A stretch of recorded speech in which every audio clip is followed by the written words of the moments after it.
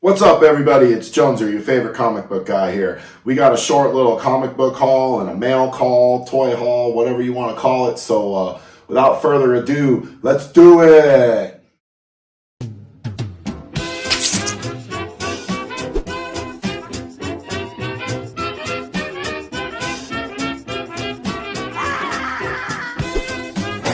Thank you.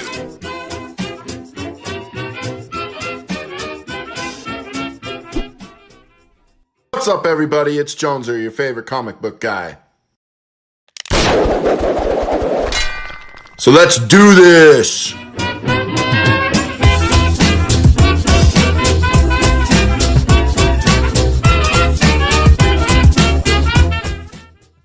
All right, I'm back here. We had a short little hiatus here. I had some trouble. We got a little bit of tennis elbow, which is kind of a shame because I don't even play tennis. A little tendonitis, bad arm, bad wing, but we're not going to let that slow us up here. So, got a real quick comic haul, and I got a little toy to show off here. I'm pretty proud of. So, without further ado, first book here I've got is the Donny Cates Hulk number 5. Just to kind of get into this real quick, I'm not really a fan of what's happening here with this run. I think it's super confusing, super just not the Hulk book I was looking for. I was kind of hoping for a back to form, and this is about as far away from form as you can get. I'm riding it out, hoping that give it a chance to develop, but so far what it's developing into is just not anything I would have wanted, and I'm probably going to cancel this from my pull list. All of these comics I got from my local comic book store, River City Hobbies, which I highly recommend if you're in the La Crosse, Wisconsin area. River City Hobbies, they've got board games, Pokemon cards, it's pretty much nerd heaven.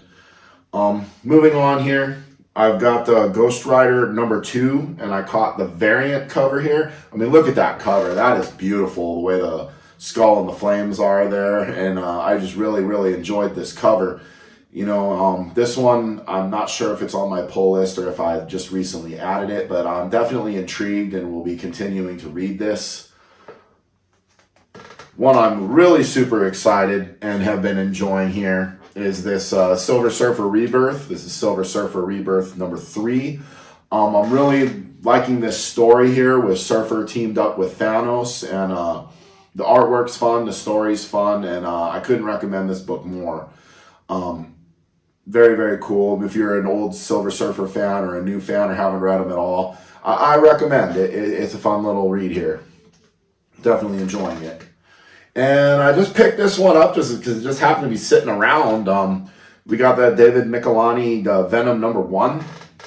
Wasn't the coolest Venom cover I've ever seen, but he looked very old school before they started doing like the tongue flapping around thing that Eric Larson started doing with the Venom runs in his Spider-Man run there. But this story's a throwback, so this is Eddie Brock, and this is from back when Venom was a new character. And I really enjoyed this. I think a lot of Marvel fans would agree with me that we've kind of had enough of Dylan Brock, and I'd like to see more of a return to form with Venom, and probably with most of the heroes, to be honest with you. But I liked this book, and it reminded me of why I enjoyed Venom in the first place. And I never agreed with the idea of turning him into a hero or an anti-hero.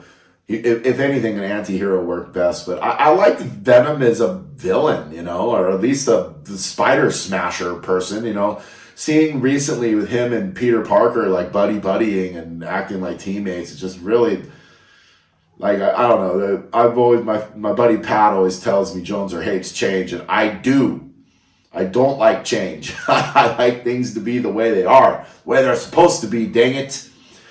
So, if you like Venom from 30 years ago, you're with me, and you might like that book. Speaking of stuff from 30 years ago, they got Wolverine Patch number 1. I caught the variant cover of this.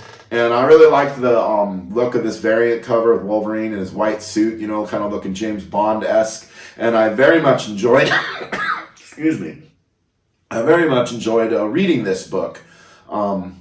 it took me right back to the early 90s Wolverine that I enjoyed, and I had a lot of this original run, with Patch and him being in Madripoor, and it was a whole different thing. And I very much enjoyed Wolverine at this time, and it was just a nice throwback to that era. And I think it's, in the modern continuity, but he's just, for whatever reason, putting the Patch clothes back on again.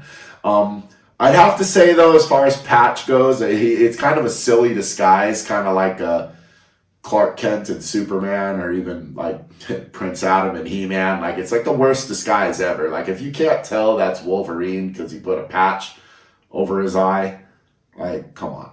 But, when he pops the claws out, that might be a clue too, or the haircut. Anyways, a guy scary and psychopathic like Wolverine is, if he wants to think he's fooling you, maybe you better let him. But those are my comics, and then this is my toy. Speaking of, 30 years ago, this sucker's probably from 40 years ago, but an old Talon Fighter from the old vintage Masters of the Universe. I caught it on Facebook Marketplace here, and I just couldn't pass it up. It was for a pretty good price. It was missing one of the wings, but I had a wing in my spare parts. So it was kind of meant to be, it had the stickers and everything. And so I put He-Man and Tila in there, and pretty slick. I did not have this bad boy as a kid, and I've heard Masters of the Universe Origins was doing a Talon Fighter, and probably Point Dread as well. And if you don't know, the Talon Fighter originally came with Point Dread, which connected to your Castle Grayskull, and the Talon Fighter would perch on top of the Castle Grayskull. And so now that I've got the Talon Fighter completed, I'll probably need to get me a Point Dread so I can put it on my vintage Castle Grayskull. And then I'll probably have to rethink where this Castle Grayskull sits to accommodate said Talon Fighter and said perch point. But anyways, we got more videos to come here in the future. I got plenty more toys to open up that I just haven't got to yet. At least 5 or 6 of them staring me in the face over there that I haven't got to. And anyways, sorry for not being out here very long. Sorry for the shortness of this video, but once my wing heals, we'll be back at it full steam. If not, Jones Earl will just soldier on. So Jones are out.